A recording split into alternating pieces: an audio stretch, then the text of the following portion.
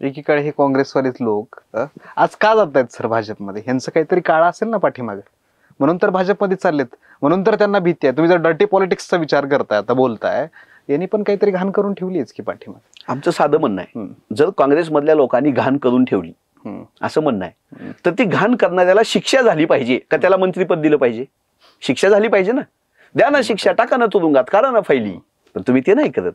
तुम्ही त्यांच्या मुलीला आमदारकीचं तिकीट देताय, तुम्ही त्याच मंत्र्याला महसूल मंत्री करताय, तुम्ही त्याच मंत्र्याच्या पोराला फॉरेनमध्ये मनी लॉन्ड्रिंगचा आरोप केला होता नारायण राणे साहेबांवर. कसलं भाषण आहे सभागृहातलं, आज पण बघा तुम्ही, युट्यूबवर उपलब्ध आहे. त्यांच्या मुलाला मंत्री केलं तुम्ही, त्यांना खासदार केलं तुम्ही. काँग्रेसमध्ये जर भ्रष्ट नेते होते असं तुमचं म्हणणं होतं, काँग्रेसनं भ्रष्टाचार केला, काळे धंदे केले असं म्हणणं होतं, तर त्यांची जागा तुरुंगात पाहिजे ना. 11 वर्षानंतरही तुम्ही त्यांना तुरुंगात न घालता भारतीय जनता पक्षात घेताय आणि संघाच्या संचलनावर फुलं टाकाय सांगताय.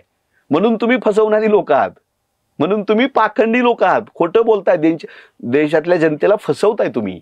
राज्यकर्ते म्हणून, मुख्यमंत्री, पंतप्रधान म्हणून तुमच्या शब्दाला किंमत आहे. ते शब्द तुम्ही असे वापरले हवेवर, कुणी विचारायचा जाब?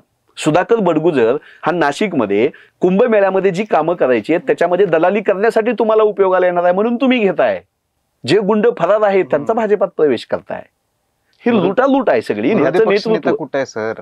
विरोधी काँग्रेस पक्ष राज्यातला एक प्रमुख विरोधी पक्ष आहे. तुमच्यासोबत शिवसेना आहे, उद्धव ठाकरे साहेबांची शिवसेना आहे, शरद पवार साहेबांची राष्ट्रवादी आहे.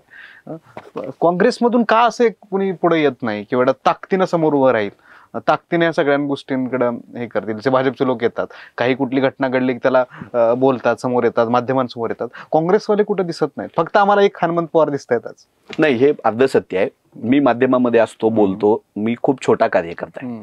काँग्रेस पक्षाचा प्रत्येक नेता कार्यकर्ता जो या संघर्षाच्या 11 वर्षाच्या काळामध्ये काँग्रेसमध्ये निष्ठेनं टिकून आहे, त्याचं मला प्रचंड अभिमान आहे, कौतुक आहे. काही मिळणार नाही, सत्ता नाही, फक्त भांडायचंय, संघर्ष करायचा आहे, तरी लोक काँग्रेसमध्ये टिकून आहेत.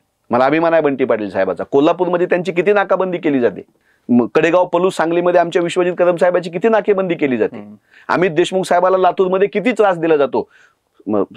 आमदार निधीमधून जी विकास कामं रस्त्याची, नाल्याची करायची असतात, त्या कामाच्या उद्घाटनाला सुद्धा भारतीय जनता पक्षवाले झुंडीने विरोध करतायत. अमित भाईला 20,000 कर्मचाऱ्याला रोजगार दिलेला देशमुख कुटुंब आहे, दंगली घडवलेलं कुटुंब नाही. अभिमान आहे त्या लोकांचा आम्हाला.